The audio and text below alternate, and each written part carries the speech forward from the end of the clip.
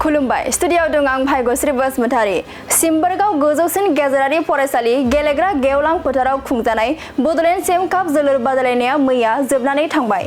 BTR सरकारनि बानजायनायाव क'क्राझार जिल्लानि सिङाव थानाय सिम्बरगाव गोजौसिन गेजेरारि फरायसालि गेलेग्रा गेवलां फोथाराव 4 जुलाइनिफ्राय लानानै 7 जुलाइसिम सानथामनि हाबाफारिजों क'क्राझार जिल्ला थाखोनि बड'लेण्ड चेम काप जोलुर बादायलायनाया मैया जोबथाबाय। बिटिआरनि मोनफ्रोमबो बियाबाव बड'लेण्ड चेम काप जोलुर बादायलायनाया बिसिडिसि थाखोनिफ्राय लानानै जिल्ला थाखोसिम खुंजादोंमोन। मख'नो गोनांदि बड'लेण्ड चेम काप जोलुर बादायलायनाया बिटिआरनि 40 बियाबावबो सोलिगासिनो दंमोन। बेबायदिनो सिम्बरगाव गोजौसिन गेजेरारि फरायसालिनि गेलेग्रा गेवलां फोथारावबो खुंजायो। मैयानि बे जोबथा जोलुर बादायलायनायाव कसुगाव बियाब आरो जमदुवार बियाब बे मोननै हान्जानि गेजेराव गेलेनाया जायो। मख'नो गोनांदि बड'लेण्ड चेम काप जोलुर बादायलायनायनि गेजेरजों बिटिआर ओनसोलनि सिङारि गामिफोराव थानाय लाइमोन सेंग्रा सिख्लाफोरा बाहागो लानानै गावनि जिउ दानायाव जाफुंसार जानो हागोन।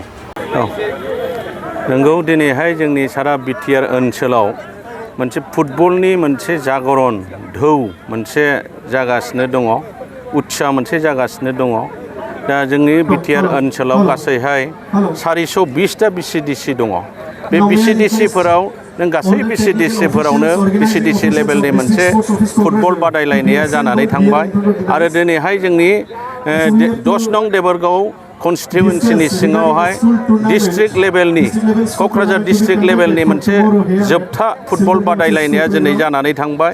सिम्बरगाव गोजौ फरायसालिनि सिम्बरगाव हायार सेकेन्डारि गेवलां फोथारावहाय बे बादायलायनायावहाय जमदुवार कनस्टिटिउन्सि आरो कसुगाव कनस्टिटिउन्सि मोननै दोलोनि गेजेराव बादायलायनाया जादोंमोन। बेयाव जमदुवारा देरहासार जानानै थांबाय।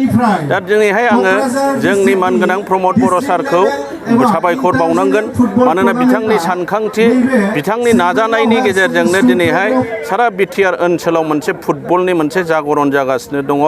दिनै जोंनि उद्देश्यआ मानगोनां प्रमद बर'नि सारनि उद्देश्यआ बेनो बिटिआर ओनसोलाव थानाय एबा बड'लेण्ड ओनसोलाव थानाय खना खनला फुटबलाव रोंगौथि गोनां लाइमोनफोरखौ गोजौ फारसे दैखोलांनो थाखाय, जौगाहोलांनो थाखाय आरो मोजां थासारिसिम लांनो थाखाय, गेलेहोहैनो थाखाय बे उद्देश्ययै जोंनि बिटिआर ओनसोलाव मोनसे फुटबलनि बादायलायनाय CM काप सोलिगासिनो दङ।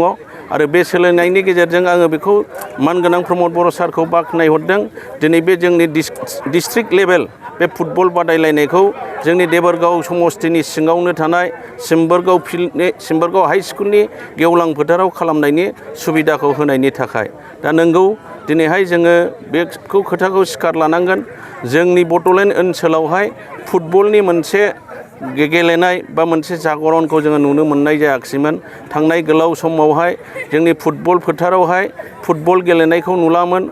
जोंनि लाइमोनफोरखौ दिनै खेला दुलायाव गोसो होनाय नुवाखैमोन, मेथाइ खननाय दामनाय देनायफ्राव गोसो होनाय नुवाखैमोन।